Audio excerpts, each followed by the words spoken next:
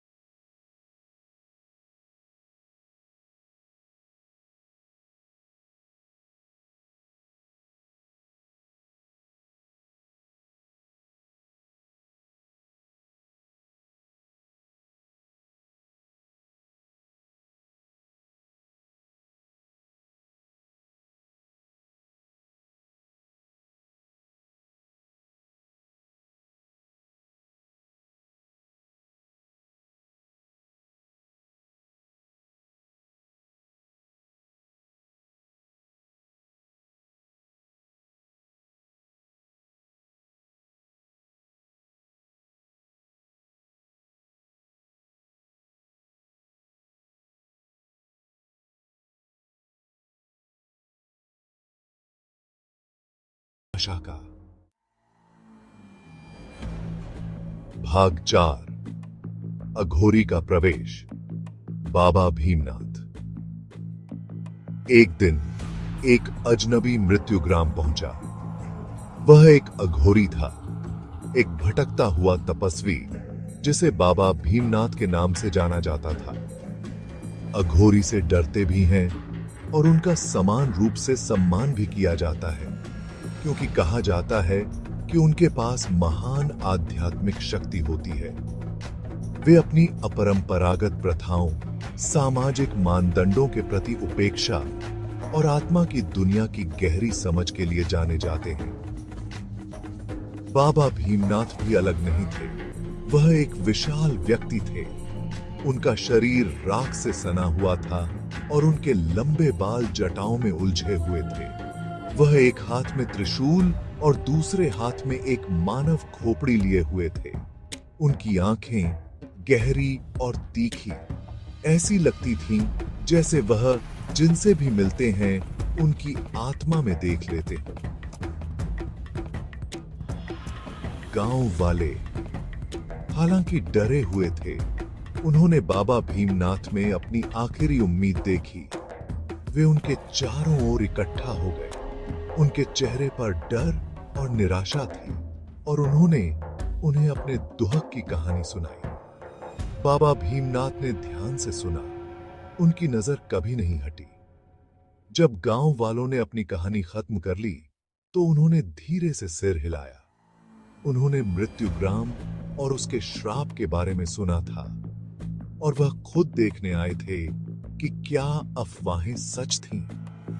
उन्होंने कहा, उनकी आवाज गहरी और गूंजती हुई, यहां एक अंधेरा है, एक गहरा और प्राचीन बुराई, लेकिन डरो मत, क्योंकि मैं तुम्हारी मदद करूंगा। गांव वाले, उनके दिल उम्मीद की एक किरण से भर गए। बाबा भीमनाथ को गांव के केंद्र में ले गए। वहां एक समय जो एक हलचल भरा बाजार हुआ करता था, उसके ढहते हुए खंडहरों के बीच बाबा भीमनाथ ने एक अनुष्ठान की तैयारी शुरू कर दी। उन्होंने अपने त्रिशूल से धूल में एक चक्र बनाया और उन्होंने मानव खोपड़ी को चक्र के केंद्र में रख दिया। फिर वह पालथी मारकर बैठ गए और अपनी आंखें बंद कर ली। एक गहरे ध्यान में चले गए। भाग 5। कब्र के पार से फुसफुसाहट। जैसे ही बाबा भीमनाथ ने अपना अनुष्ठान शुरू किया, हवा में ऊर्जा की लहर दौड़ गई। वह प्राचीन मंत्रों का जाप करने लगे। उनकी आवाज एक सम्मोहक लय में ऊपर और नीचे हो रही थी। गांव वाले रोमांच और घबराहट के साथ देख रहे थे, क्योंकि अघोरी ने मृतकों की आत्माओं को बुलाया था। परछाइयां और गहरी होती गईं और पेड़ों के बीच हवा चलने लगी, मानो अघोरी के बुलाव का जवाब दे रही हो। एक एक करके मृतकों की आत्माएं प्रकट होने लगीं। वे बाबा भीमनाथ के चारों ओर घूमने लगीं, उनके रूप अस्पष्ट और झिलमिलाते हुए। कुछ शांत थे, उनके चेहरे एक शांत प्रकाश से भरे हुए थे। दूसरे गुस्से और पीड़ा से भरे हुए थे।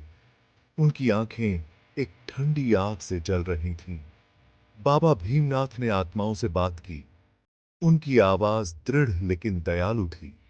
उन्होंने उनके दुख और हानि की कहानियों को सुना और उन्होंने उन्हें दिलासा और मार्गदर्शन के शब्द कहे। वह जानते थे कि आत्माएं अपने अधूरे काम के कारण इस दुनिया में फंसी हुई हैं और वह उन्हें शांति पाने में मदद करने के लिए दृढ़ थे।